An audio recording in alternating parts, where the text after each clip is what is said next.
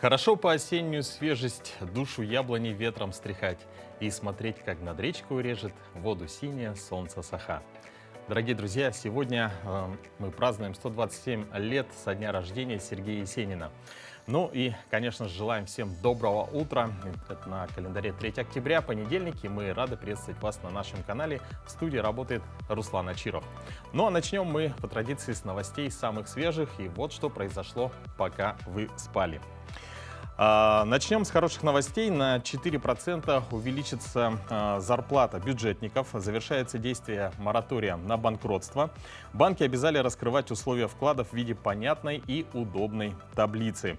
Ну а с 1 октября водители в тестовом режиме смогут предъявлять инспекторам ГИБДД права в электронном виде. Кстати, о новшествах ОСАГО мы сегодня пообщаемся с нашим гостем в этой студии. Ну а что же произойдет еще сегодня? Пока мы спали, Владимир Путин внес на ратификацию в Госдуму договоры о принятиях ДНР, ЛНР, Херсонщины и Запорожья в Российскую Федерацию. И сегодня Госдума должна их рассмотреть. Между тем, школьники со всей Якутии написали письма со словами поддержки своим землякам, военнослужащим, принимающим участие в специальной военной операции. Каждый день они поступают в волонтерский штаб, и мы тоже надеемся, что эти письма и рисунки придадут сил каждому солдату, находящемуся на передовой. А вот следующая новость наверняка будет интересна людям, которые не представляют своего пробуждения утром без будильника. На Amazon представили умный будильник, способный не только будить, но и мониторить качество сна человека. 4 функции в одном гаджете. Новинка использует бесконтактную технологию мониторинга сна. Девайс можно использовать как часы, будильники, таймер. В нем имеется встроенный термометр, датчик освещенности и датчик влажности воздуха. Имеются также встроенные светодиоды, которые будильник может синхронизировать с умными колонками и автоматически включать расслабляющую музыку, когда поймет, что вы ложитесь спать. Производитель заявляет, что будильник не собирает данных о пользователе, при этом гаджет использует специальный радар, который улавливает движение, частоту и глубину дыхания. Также будильник может будить вас в лучшую фазу сна приятной мелодией. При этом светильники будут имитировать настоящий рассвет. Я думаю, действительно хороший девайс, и мне бы он понадобился. Но, правда, новинка, как пишет производитель, поступит в продажу только в следующем году.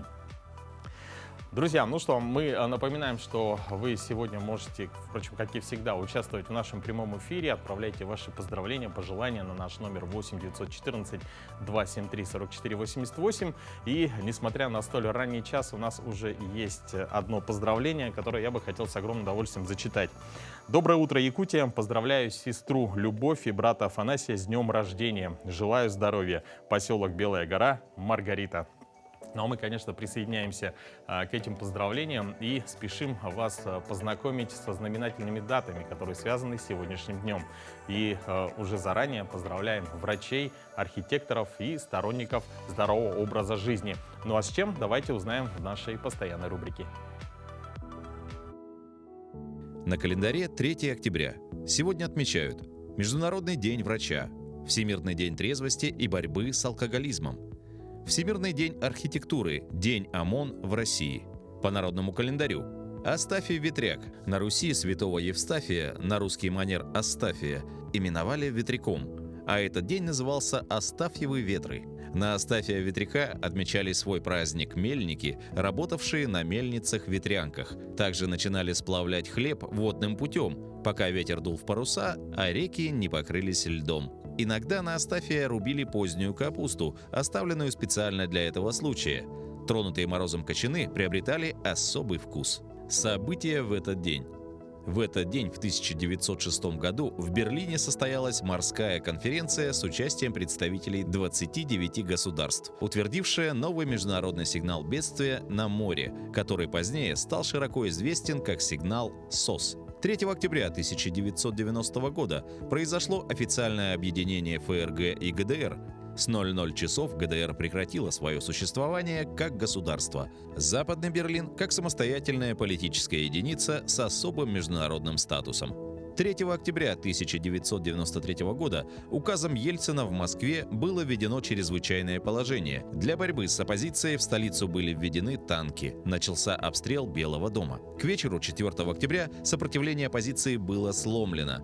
Руководители обороны Белого дома, Русской, Хасбулатов и другие, были арестованы. Ельцин возложил на себя полномочия по обеспечению прямого президентского правления в стране вплоть до проведения выборов в Федеральное собрание и референдума в Конституцию России. В 2005 году в этот день в Москве, в некрополе Донского монастыря, прошла торжественная церемония перезахоронения праха генерала Антона Деникина и философа Ивана Ильина, а также их супруг. В церемонии перезахоронения праха приняли участие около 2500 человек. В этот день родились Сергей Есенин, русский поэт, Армен Джигарханян, советский и российский актер театра и кино, режиссер, педагог, народный артист, Виктор Санеев, советский легкоатлет, трехкратный олимпийский чемпион, Александр Рогожкин, советский и российский режиссер и сценарист, народный артист России. Именины сегодня у Александр, Василий, Иван, Иларион, Михаил, Олег, Татьяна, Федор. И еще одна знаменательная дата в календаре. Сегодня исполнилось 135 лет со дня рождения Михаила Носова, народного художника Якутии, этнографа, краеведа, заслуженного деятеля искусств РСФСР. В нем соединились творческое и научное начало, художественное и логическое мышление, что бывает крайне редко. Сегодня речь пойдет о Михаиле Носове, человеке уникальной судьбы. Михаил Носов родился в 1887 году в Жабыльском наследии Мигино-Кангаласского улуса. Вскоре отца перевели в Амгу, там он и вырос. Потому жители амгинского села Сулгачи всегда считали его своим. Он родом из русской семьи священников, воспитывался в такой атмосфере любви и уважения к традициям якутов, к их обычаям. И формировался он под влиянием поэзии якутской Аланхо, под влиянием быта якутов, под влиянием природы, характеров людей, вот этой красочной народной культуры. Михаил Носов рос художником-самоучкой, а впоследствии стоял у истоков становления профессионального изобразительного искусства Якутии, наряду с Иваном Васильевичем Поповым и Петром Петровичем Романовым. При этом Михаил Михайлович оставался уникальным самобытным художником. И хотя профессионалы не понимали его живописную манеру, творчество Носова по сей день находит отклик у широкой аудитории. Искусство Носова – явление, отражающее огромную эрудицию художника в области истории этнографии, ощутимую в каждой тщательно выверенной детали, будь то костюм, воспроизводимый орнамент, обстановка или обряд. Потому его работы сразу узнаваемы и до сих пор востребованы. Будучи младшим научным сотрудником, он подготовил 5-томный атлас по материальной культуре якутов 17-го, начала 20 века, где представлены одежда, предметы быта, орудия труда, хозяйственные постройки и национальный орнамент. К сожалению, до сих пор в полном объеме этот труд не издан. Очень часто ездил в экспедиции, и для него было важно это познать прошлое якутов. Для него было важно собрать, найти, обобщить, нарисовать, запечатлеть и показать это людям. Так, идеальной темой для Носова стала панорама прошлой жизни народа. То, что мы видим в произведениях «Первые засельники Лены», «Отправка в поход древних якутов», «Древние жилища якутов», «Борьба эпических богов» и «Танец древних якутов». Где предстают люди вот в древних одеяниях, на фоне такого красивого неба, возле нашего священного дерева Алукмас, которое устремляется вверх. И, кстати, на кроне дерева, на вершине, распускаются очень красивые сказочные цветы.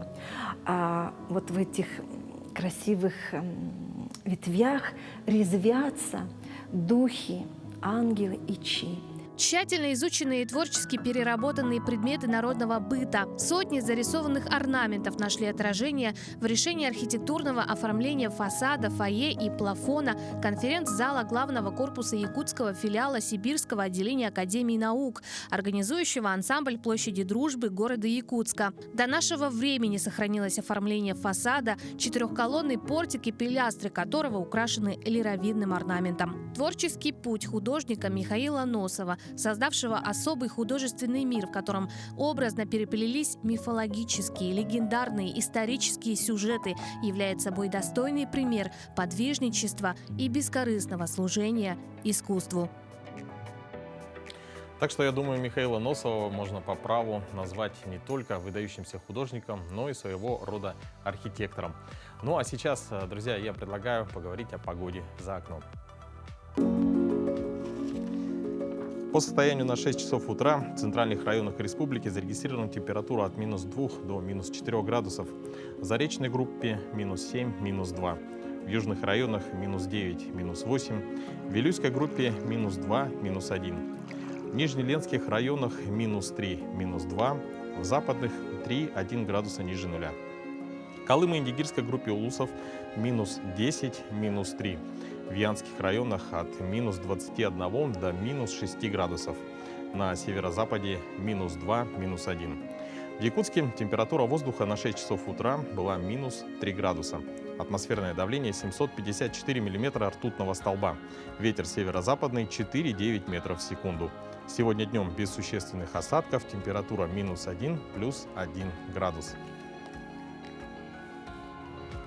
Ну, действительно, уже чувствуется похолодание. Вот сегодня у нас в Батагай-Алата -21 градус, и поэтому мы вам шлем самый теплый привет, чтобы ваше утро было по-настоящему теплым. Ну и, конечно, сейчас мы будем разговаривать о автомобилях. Пришло самое время менять летнюю резину на зимнюю. На улицах уже гололед, но не только забота, эта забота ждет автомобилистов. Действительно, с 1 октября произошли революционные изменения в правилах ОСАГО, о которых в первую очередь надо знать автомобилистам. Как изменились правила страхования, мы поговорим сегодня с нашей гостьей в студии. Это представитель страховой компании Любовь Николаевна Антипова. Доброе утро. Доброе утро. Любовь Николаевна, скажите, почему эти изменения называют революционными и какая их главная цель? Ну, главная цель вступивших изменений в правила страхования обязательного автогражданской ответственности – упростить жизнь автовладельцев путем сокращения от момента заключения договора страхования до урегулирования убытков.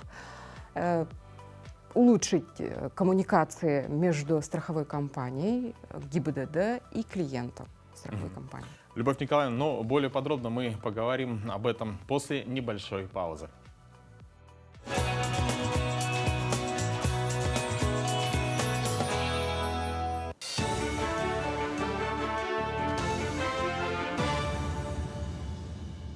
Доброе утро, Якутия! В студии Кристина Якупова.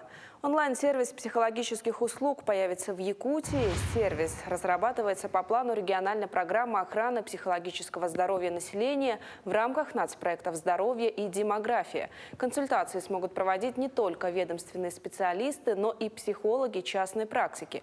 Психологические госуслуги учреждения оказываются бесплатно всем желающим. Кроме услуг консультирования, проводятся кризисные и экстренные виды работ. Ведутся просветительские и обучающие проекты.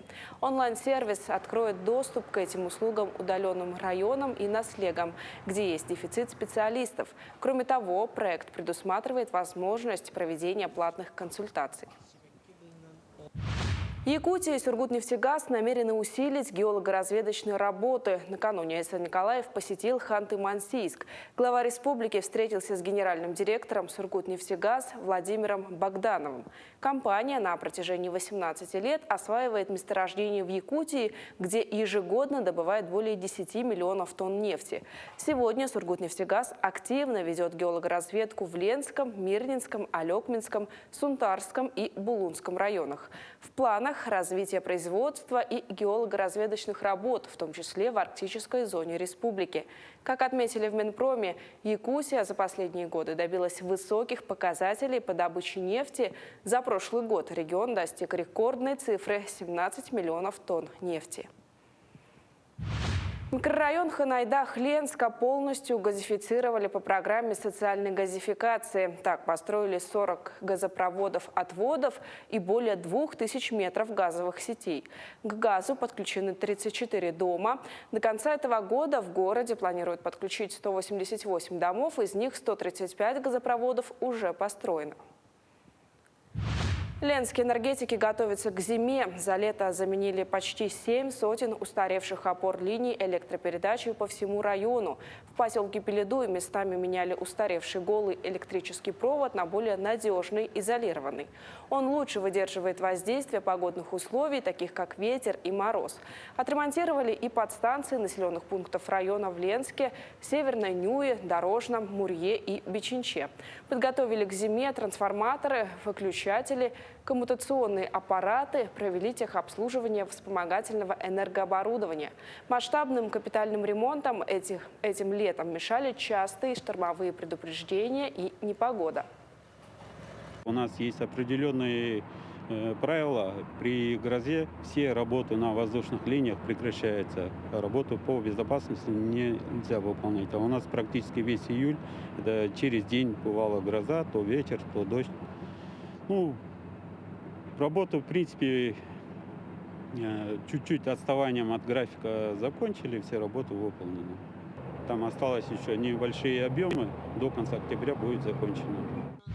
Продажу животных в зоомагазинах и на птичьих рынках запретят в России. Госдума приняла законопроект в третьем чтении. В закон об ответственном обращении с животными внесли правки, которые устанавливают требования к местам для торговли животными.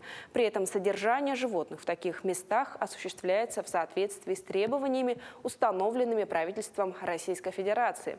Новые нормы вступят в силу с 1 марта 2023 года. На соревнованиях по масс-рестлингу на играх кочевников в Турции выступили спортсмены из 23 стран. Общее количество участников составило 55 человек. Полные команды привезли сборные Кыргызстана, Ирана и Словакии. Больше всех медалей смогли завоевать представители Кыргызстана. В каждой весовой категории у них был призер при 3 победителях.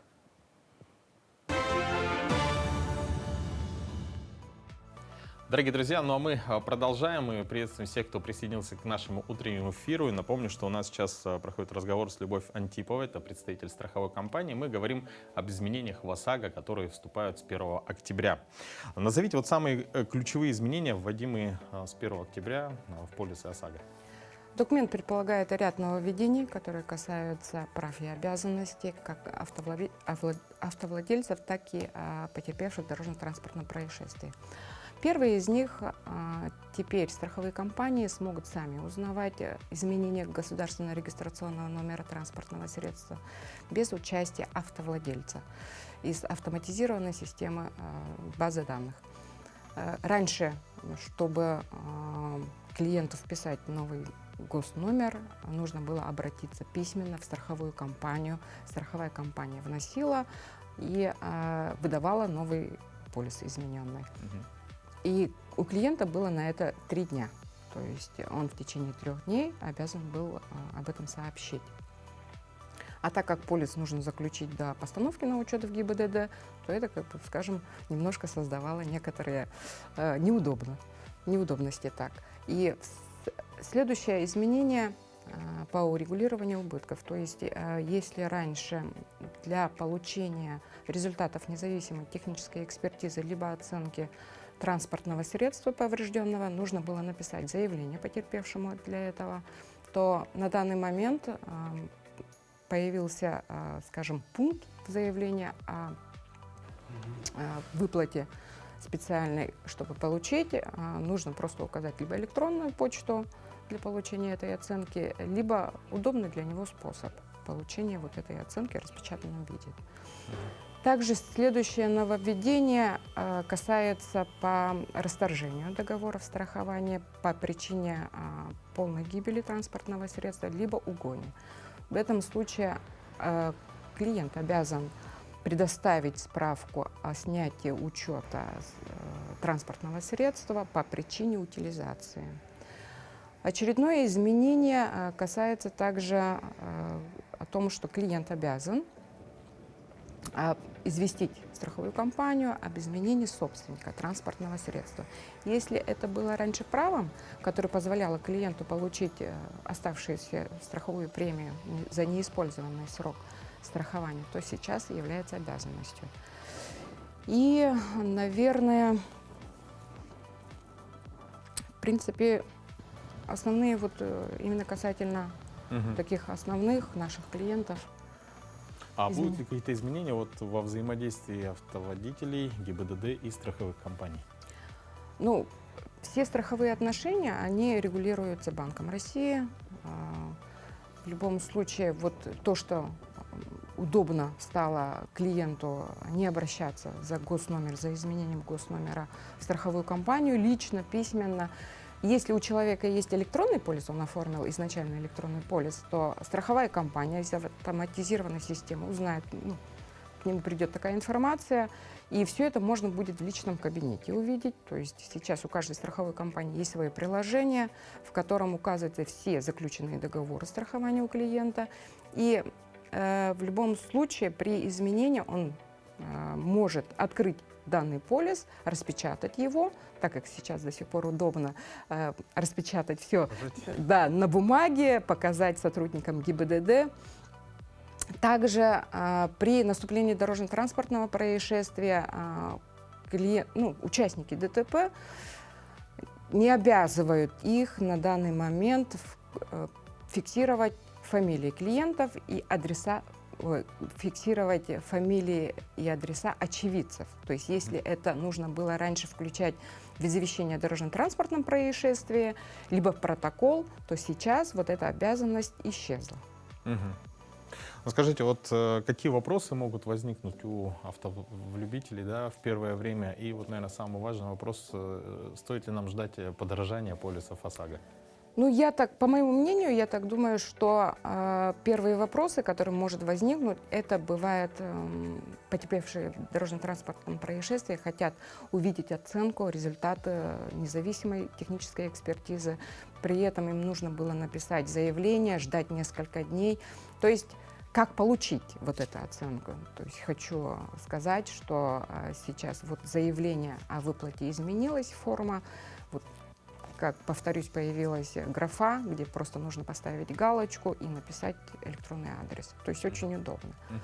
Также по оценкам экспертов, в принципе, изменения не такие существенные, чтобы повлиять на стоимость полиса страхования. Так что удорожания не ждем. Хорошо, большое вам спасибо. Я напоминаю, что у нас в гостях была Любовь Антипова, представитель страховой компании. Ну и мы разговаривали о изменениях правил в оформлении полисов ОСАГО. Ну а мы еще раз рады приветствовать тех, кто присоединился к нашему утреннему эфиру. И хотелось бы задать вам вопрос, знакома ли вам ситуация, когда с утра пораньше, а еще хуже, если это вообще происходит ночью, вам звонят в домофон или в дверь квартиры и просят срочно открыть. Но представляются, например, представителем управляющей компании, полиции, соседом и так далее. Вы спросонья открываете и жалеете, что это сделали. Так вот, кому мы обязаны открывать дверь в свое собственное жилище, а кому не обязаны, разъяснит наш юрист Вероника Тантосова. Доброе утро, дорогие друзья! Как часто мы смотрим американские фильмы, где с пистолетом в руках защищают свою собственность и говорят, это частная территория, на нее нельзя входить. В общем-то, у нас все то же самое. Статья 25 Конституции Российской Федерации, часть 1 и 2 статьи 3 Жилищного кодекса регулируют запрет на проникновение в жилое помещение. То есть мы также защищены законом и вправе не пускать третьих лиц на свою жилплощадь. Но есть исключения. Итак, проникновение в жилое помещение работниками управляющей организации.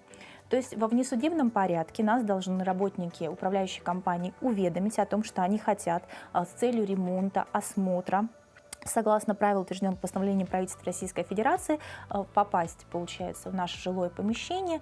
Не чаще, чем раз в 3 месяца они это могут сделать, да, с уведомления и установления определенного времени, согласованно с собственником. Если мы отказываемся, но есть такая необходимость, то, если это не срочно, то есть никакой аварии нет, они обращаются в судебном порядке, доказывают, что есть необходимость проникновения в жилое помещение, что собственник обязан предоставить им такое право, и уже получается, на основании исполнительного документа пристава-исполнителя вместе с ними проникают в помещение, да, с ведома собственника. Пристав также уведомляет о том, что вот будет выезд, что просим открыть на основании судебного решения, и осматривают помещение в присутствии собственника помещения. Если же речь идет об аварии, в этом случае необходимо учитывать, то есть если вам позвонили и утверждают, что произошла авария, что срочно приедьте, пожалуйста, домой, да, необходимо вскрыть ваше жилое помещение. Нельзя уклоняться от этого сообщения. Почему? Потому что если будет доказано, что ситуация чрезвычайная, да, что вы наносите ущерб, во-первых, соседям, с вас могут взыскать, да, денежные средства за нанесение ущерба, то есть если будет доказано, что в какой-то степени вы виновник аварии. Второй момент, могут вскрыть квартиру без вас, то есть тогда приглашаются органы полиции, составляется акт вскрытия, да, помещения, фиксируется, что собственник был извещен, что ситуация чрезвычайная, что может угрожать жизни и здоровью, поэтому будьте внимательны. То есть вскрытие управляющей компании во внесудебном порядке в случае аварии возможно. Также вскрытие возможно, естественно, при чрезвычайных ситуациях. То есть прямо зафиксировано, что пожарные, спасатели также имеют на это право. Это установлено законом, да, федеральным. И вот на них уже не возлагается никакая обязанность по восстановлению. То есть если даже чрезвычайная ситуация была незначительной, да, то есть было только задымление, но было установлено, что возможно в помещении кто-то находится и необходимо вскрывать, по информации соседей в последующем, к сожалению, выплат для восстановления дверей и окон не предусмотрено. Вот такие ситуации бывают, поэтому будьте бдительны, будьте осторожны. Желаю, чтобы в вашем доме всегда было уютно и хорошо, и никаких вскрытий не было. Но вообще хорошего дня и отличного настроения. От любых потрясений в жизни спасает позитивный настрой. Еще Авраам Линкольн говорил: вместо того, чтобы сетовать на то, что у розы есть шипы, я радуюсь, что среди шипов растет роза. Ну а если вам все же не хватает мотивации к позитивной жизни, то можем прислушаться к прогнозам астрологов на ближайшие 7 дней.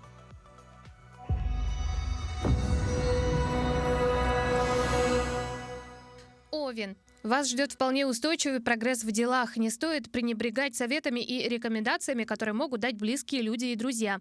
Эти советы очень помогут вам сделать правильный выбор. Обращаться за помощью тоже очень желательно, так как совместные усилия дадут прекрасный результат. Телец. Чувство уверенности в себе и радость от ранее достигнутого вы пронесете с собой вплоть до конца недели. Получите новые деловые возможности или предложения. Особенно это касается сфер, связанных с экологией, натуропатией, органической продукцией. Финансовая ситуация проблем не принесет, здоровье также будет на высоком уровне. Близнецы. Вы будете чувствовать себя прекрасно и гармонично в эмоциональном плане. Главным образом потому, что осознаете в полной мере личную безопасность и отсутствие недоброжелателей. Стоит особенно прислушаться к своей интуиции, которая поможет решить не только сложные проблемы, но и увидеть будущие перспективы и возможности. Рак. В начале недели у вас улучшается финансовое положение. Полученных денег будет вполне достаточно, чтобы сделать несколько важных покупок для семьи и дома.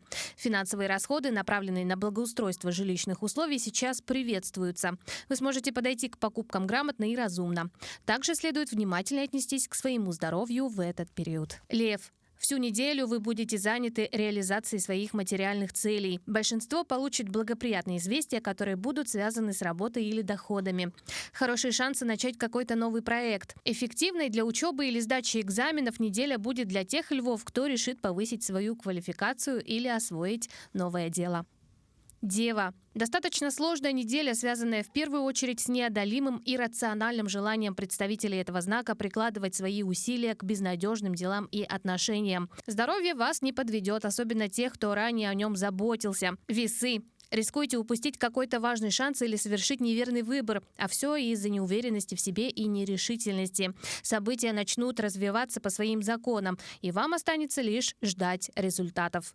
Скорпион. В начале недели вы можете рассчитывать на поддержку и покровительство влиятельного человека, который предпочтет остаться в тени. Сейчас вам может быть оказана поддержка в карьерном продвижении, сдаче экзаменационных заданий или реализации нового дела, которому вы посвящаете много времени.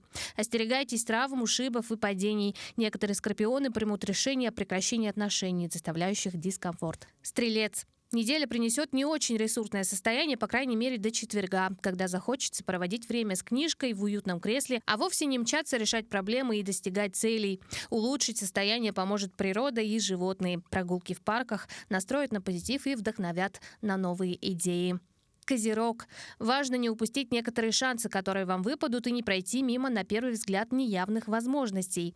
Некоторые планы и проекты козероги будут вынуждены отменить. Следует опасаться спонтанных трат денег и легкомысленного отношения к финансам. Водолей. Вам рекомендуется взять в руки хорошую книгу и погрузиться в нарисованные воображением образы. Всем водолеям для гармоничного существования просто необходимо иметь образ своего будущего. Яркий и эмоциональный. Именно будущее придает смысл, и чем ярче это будущее в воображении, тем больше ресурса будет для свершений. Рыбы. Текущая неделя принесет существенный поворот к лучшему, особенно в финансовой и материальной сферах. В отношениях со своей второй половинкой наступит период спокойного счастья, без эмоционального подъема, ровное и размеренное. Большинство рыб в текущий период будет активно заниматься своей внешностью, посещать салоны красоты, массажные кабинеты и косметологов.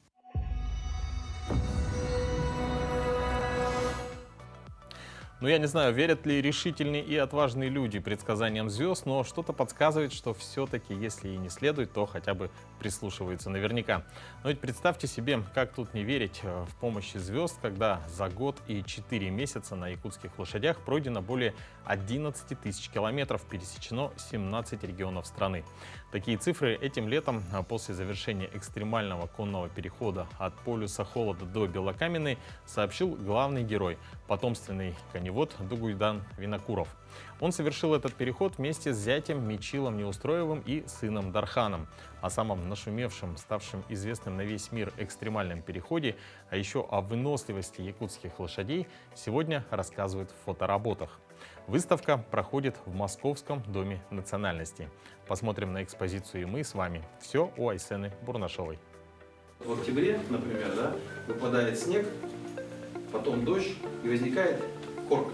Шалости погоды, перепады температур, жгучий мороз или же, наоборот, изнуряющая жара. Эти прелести и еще более 11 тысяч километров отделяли путешественников от полюса холода до Москвы. Самые яркие моменты маршрута, 14 месяцев пути, уместились в 30 фоторабот.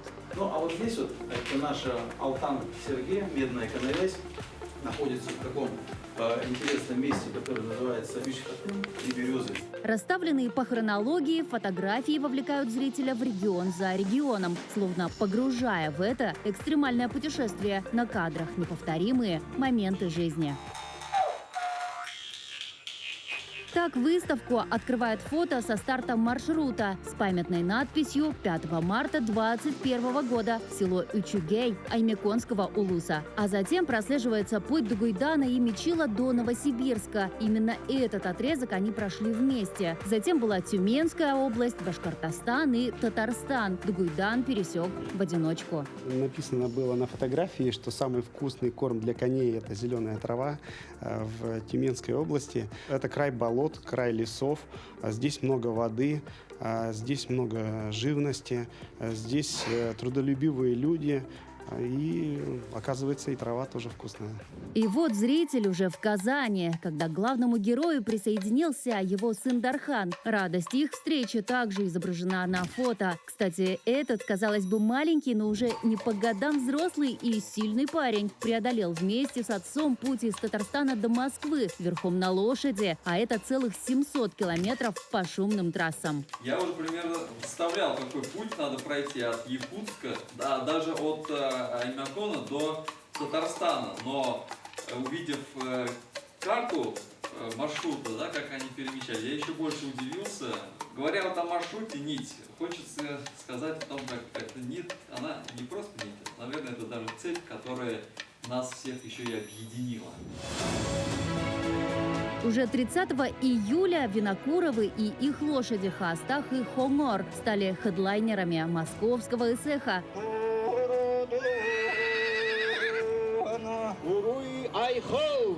Коневоды завершили путешествие с триумфом и доказали, якутские лошади самые выносливые. Экспозиция, посвященная конному переходу, продлится в Московском доме национальностей до середины октября. Это уникальный переход, он первый, подобных переходов не было. Я знаю, что еще в XIX веке был конный переход из Якутии, он завершился в Санкт-Петербурге, тогда в столице Российской империи, поэтому тот переход, о котором мы сейчас говорим, который завершился в Москве, это уникальный, не имеющий в своей истории аналогов. Айзена Бурнашова, Виктор Олесов, Москва. Алданские студенты среди специальных учебных заведений решили воссоздать на фото сюжеты картин на темы рабочих профессий. И, видя эти работы, можно сказать, что получилось очень даже похоже. Учащиеся Алданского политехникума, медицинского колледжа и филиала музыкального колледжа имени Марка Жиркова таким образом участвовали в республиканском арт-флешмобе, инициированном Институтом развития профобразования. Ну а также вчера впервые отметили День среднего профессионального образования в России.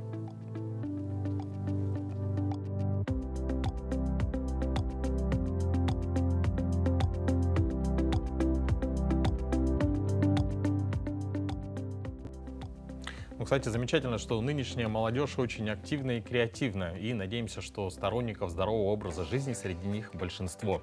Но к чему это я? Дело в том, что далее мы как раз поговорим о трезвости, ведь сегодня во многих странах отмечают День трезвости. В нашей стране такой день отмечается даже 2 раза. Всероссийский день трезвости 11 сентября, а сегодня 3 октября такой день отмечают на международном уровне. На каком месте сегодня Россия в рейтинге по количеству употребляемого алкоголя на душу населения? На какие сферы влияет сегодня алкоголизация общества? Обо всем этом мы поговорим с нашим экспертом в студии. Елена Колесникова, член Общественной палаты Республики Саха-Якутия, председатель Якутского республиканского отделения общественной организации «Общее дело». Елена Карловна, доброе утро. Доброе утро. Но скажите, сегодня трезвый образ жизни – это норма или все же еще нет? Ну, если мы возьмем статистику по республике Саха-Якутия, то у нас на сегодняшний день порядка 43% себя ассоциируют и себя позиционируют как люди, ведущие трезвый образ жизни.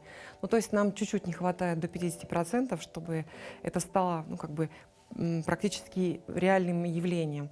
Вот. Но это уже становится нормой, люди выбирают осознанный образ жизни, трезвый образ жизни, и это уже как само собой разумеющееся. Но не так давно Минздрав страны заявил о снижении употребления алкоголя на 43%. Казалось бы, внушительная цифра, а какая вот статистика у нас по Якутии? Ну, как я уже сказала, это проводилось в прошлом году, в августе 2021 года, что у нас огромное количество людей все больше и больше привлекаются к трезвому образу жизни, для них это становится обыденностью. Вот, поэтому и все из этого выходящие положительные явления для нашего общества тоже мы видим налицо. А скажите, вот как эта статистика отражается на цифрах преступности, совершаемой в республике? Ну, если брать с 2016 года, я настаиваю как раз, чтобы это был 2016 год, потому что в 2015 году у нас были введены новые преступления в Уголовный кодекс. Например, вождение автотранспорта в состоянии алкогольного опьянения, и это дало некий всплеск. То у нас по республике падение пьяной преступности составило 18,5%. И это очень положительный, позитивный результат. Я думаю, все это чувствуют. Но время от времени... Вот скажите, а кто более все-таки подвержен алкоголизму? Молодежь или более старшее поколение? Все-таки молодежь, они все чаще и чаще выбирают для себя трезвый и осознанный образ жизни, потому что они понимают, что активная гражданская позиция, активное влияние на свою семью, на детей, она невозможна, когда ты там, на выходные отсыпаешься от излияния алкогольных. Вот поэтому, конечно, молодежь все больше ответственности на себя принимает, и больше всего молодых людей, которые ведут трезвый образ жизни. Скажите, а вот ведутся ли какие-то социальные опросы населения по этой тематике? Ведется ли какая-то работа в этом направлении? Да, ведется такая работа. Я хочу отметить, например, у нас в республике из-за принятия антиалкогольных мер и такой трезвеннической пропаганды 2010 года вот мы проводили опросы и исследования старших школьников. Например, 10 лет назад у нас в 3 раза больше было школьников, которые употребляют, которые не являются трезвыми. На сегодняшний день их почти 90%, да, то есть такая была статистика неприятная. А 10 лет назад их было в 3 раза меньше.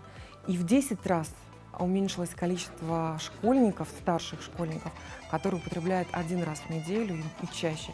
То есть вот такая негативная статистика, которую мы преодолели, и сейчас вот наши дети более трезвыми становятся.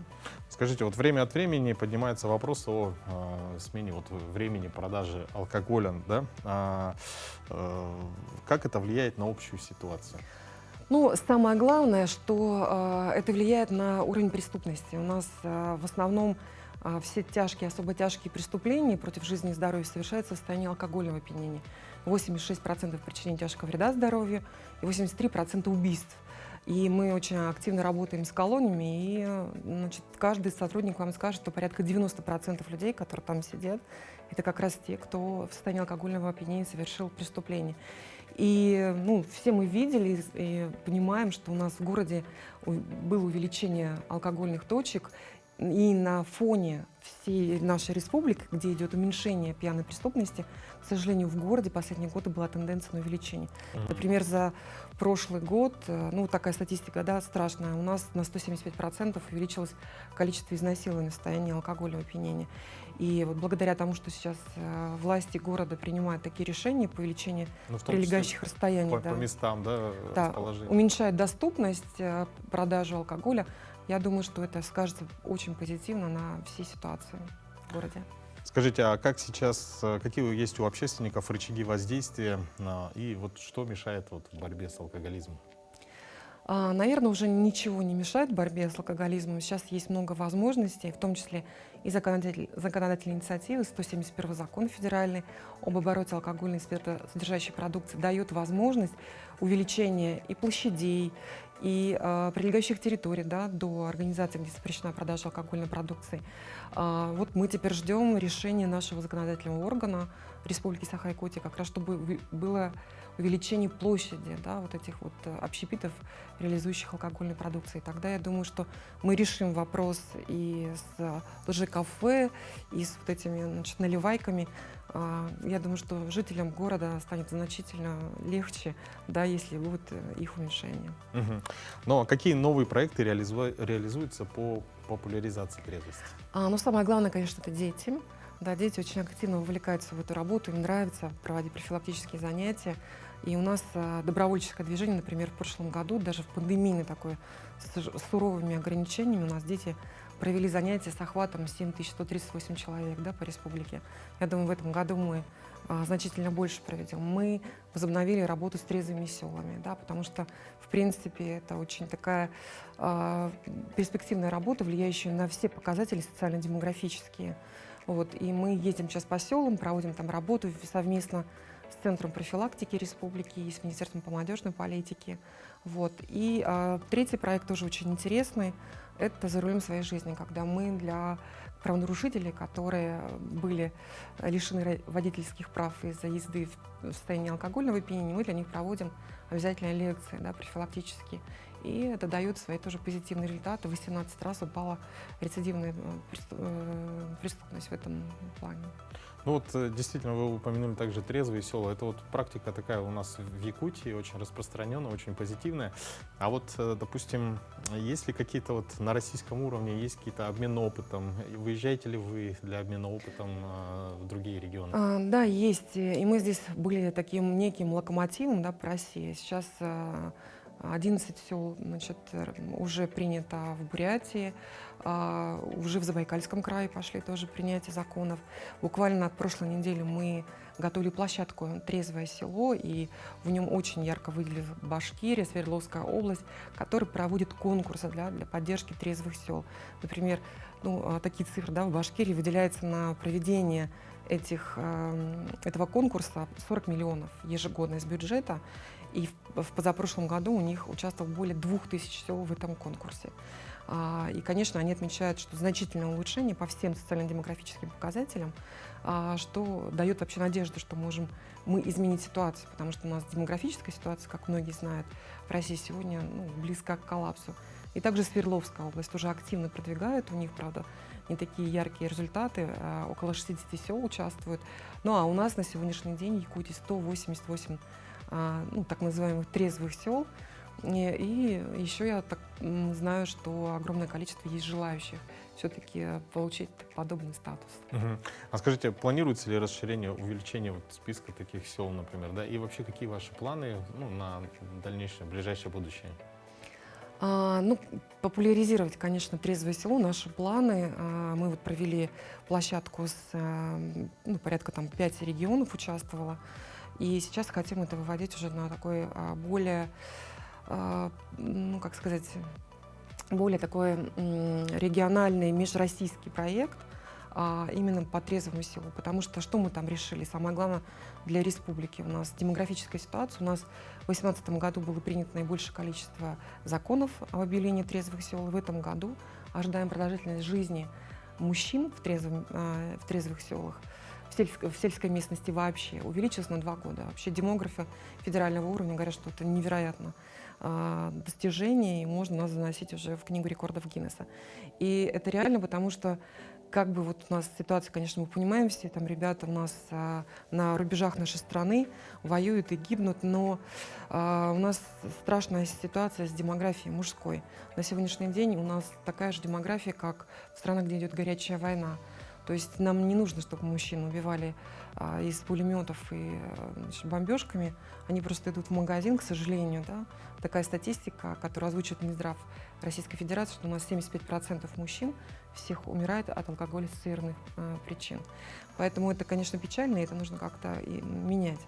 Потому что наши мужчины нам нужны, и страна, конечно, очень много теряет из-за вот такой страшной статистики нашей демографии.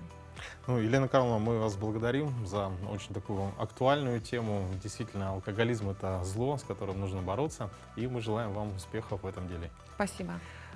А, конечно, наших телезрителей мы призываем к здоровому образу жизни. А сейчас передаем слово нашим новостным коллегам. Давайте узнаем самые актуальные новости на эту минуту.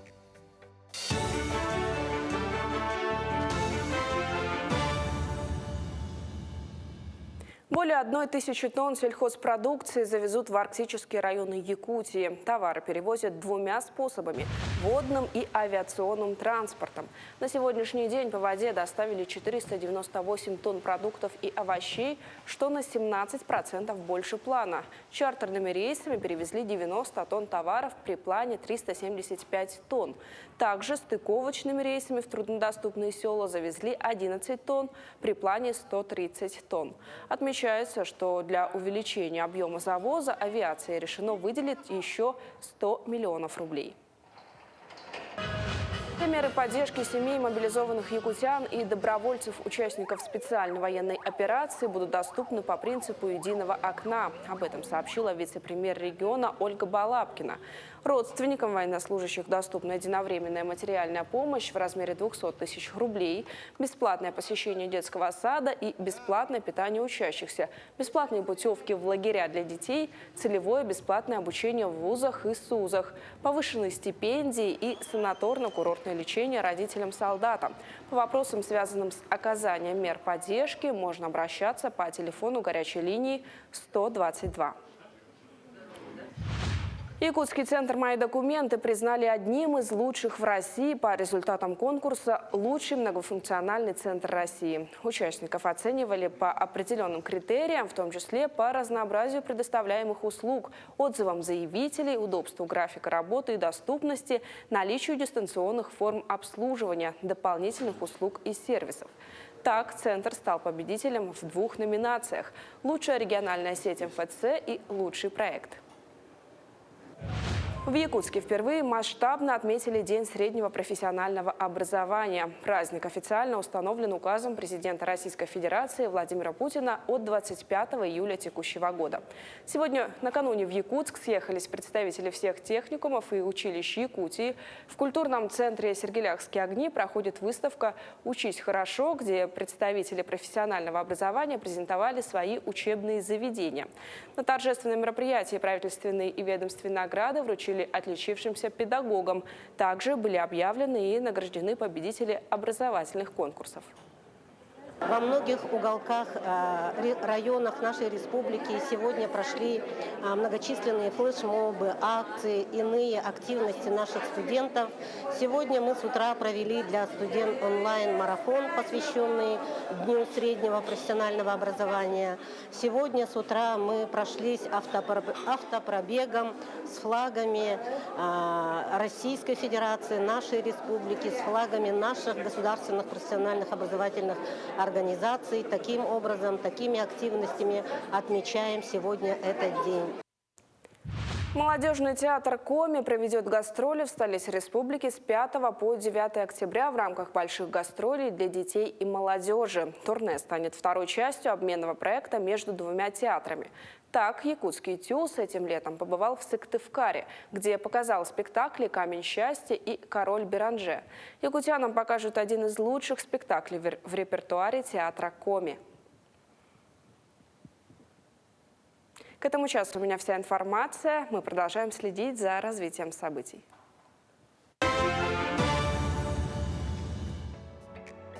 В начале октября, как правило, в театрах и учреждениях культуры сезон только начинается. Но в этом году многие театральные коллективы начали сезон задолго до октября. О самых значимых событиях в мире культуры расскажет Захар Никитин. Здравствуйте! С вами «Культурные новости». Мы расскажем вам обо всем самом интересном в культурной жизни города Якутска и республики.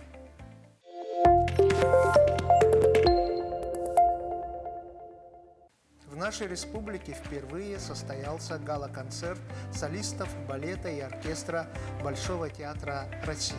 Это знаменательное событие, проходившее на сцене Государственного театра оперы и балета имени Суруно Омолоно, было приурочено к столетию годовщины образования Якутской АССР. Труппа и оркестр Большого театра приехали в Якутск в составе 112 человек. Зрители увидели знаменитый балет «Кармен Циюта». Главных героев спектакля играли премьер Большого театра России Александр Волчков и ведущая солистка балета Кристина Кретова, а также отрывки из классических балетов репертуара театра под названием «Дивертисмент». 30 сентября в городе Анапа будут подведены итоги 31-го открытого кинофестиваля «Киношок». В конкурсную программу фестиваля вошли сразу 2 фильма из Якутии «Песни лета» и «Дети войны». Кроме того, на фестивале будет специальная программа в фокусе «Якутия», посвященная столетию ЯССР, в которые включены фильмы «Надо мною солнце не садится» режиссера Любови Борисовой и «Тойонкыл» Эдуарда Новикова. Пожелаем нашим кинематографистам удачи! Фильм якутского режиссера Степана Бурнашова «Наша зима» получил приз фестиваля театра и кино «Амурская осень» за лучшую операторскую работу. Оператором фильма выступил Данила Горенков. Картина рассказывает о семейной паре, которая, прожив 10 лет вместе, решает разойтись. Съемки фильма проходили зимой прошлого года в 56-градусные морозы. Главные роли исполнили Илья Яковлев и Ирина Михайлова. Картина выйдет в широкий прокат 24 ноября. Концертный оркестр филармонии Якутии выступил на сцене Государственного Кремлевского дворца. Выступление проходило в рамках одного из важнейших культурных событий 2022 года – фестиваля национальных оркестров России. В гала-концерте приняли участие более 25 музыкальных коллективов страны, среди которых национальные оркестры России, Калмыкии, Республик Татарстан и Башкортостан, Якутии и других субъектов Российской Федерации. Оркестр филармонии Якутии исполнил произведение алданского композитора Николая Котова «В мире Олонхо». Это визитная карточка коллектива с 2007 года. Сказка «Невероятная история Кындыкан» писательницы из Якутска Лидии Тарасовой вошла в шорт-лист в номинации «Лучшее произведение в прозе для детей в возрасте до 7 лет» литературного конкурса на соискание премии правительства Москвы имени Корнея Чуковского. На конкурс в этом году было подано почти 1000 заявок. Победители премии будут определены в октябре 2022 года. На сайте проекта «Активный гражданин» до 1 октября идет народное голосование за лучшее произведение для детей по мнению читателей. Команда проекта «Кындыкан» призывает жителей Якутии поддержать Лидию Тарасову и книгу «Невероятная история Кындыкан». На этом наш выпуск подходит к концу. До новых встреч!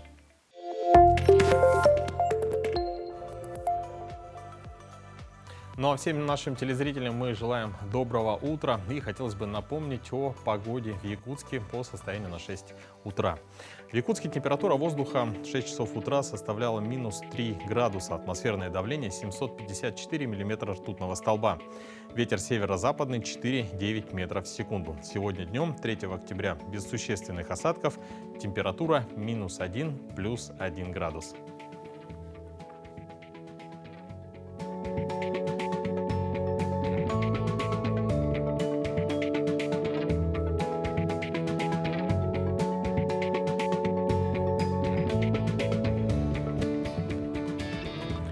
Улыбнулись сонные березки, растрепали шелковые косы, шелестят зеленые сережки и горят серебряные росы.